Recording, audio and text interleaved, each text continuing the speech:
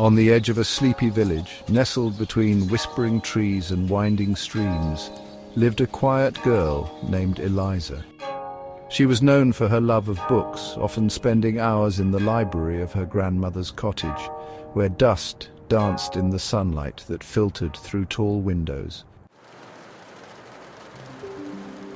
One rainy afternoon, as Eliza was sifting through the dusty shelves, she stumbled upon a peculiar old box wedged behind a stack of leather-bound novels.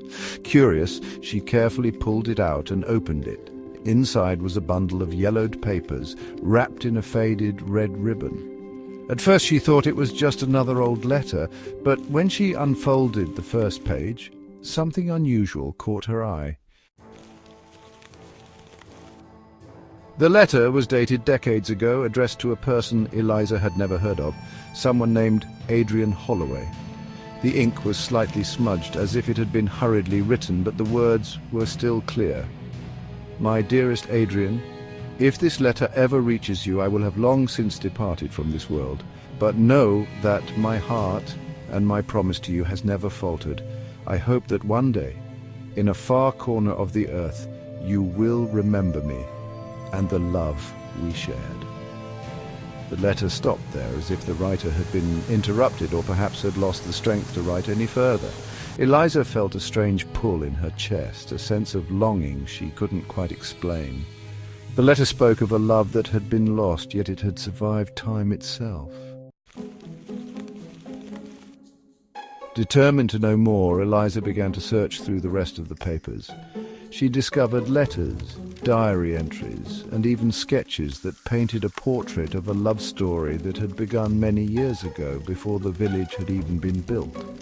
Adrian Holloway, it seemed, had been a sailor who had promised to return to his love, Evelyn, but had never come back. Driven by the mystery, Eliza set out to find out more. She went to the village's oldest historian, a man named Mr. Fitzpatrick, who had lived there his entire life. When she showed him the letter, his face turned pale and he whispered something she hadn't expected. "Adrian Holloway. He was my grandfather, and Evelyn, she was my grandmother." Mr. Fitzpatrick revealed that after Adrian's disappearance, Evelyn had never stopped waiting for him. She'd kept the letters hidden, even from her own family.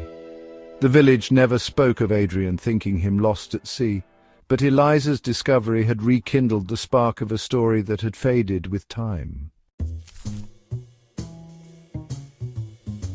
Eliza, now determined to honor the forgotten love, helped Mr. Fitzpatrick piece together the fragments of his grandparents' story.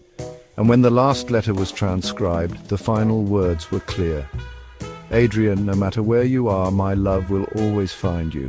If I never see you again, know that my heart belongs to you now and forever." In the end, Eliza realized that love was something that didn't belong to the past or the future. It was something that lived on in the present, in the stories we tell, and in the memories we choose to keep alive.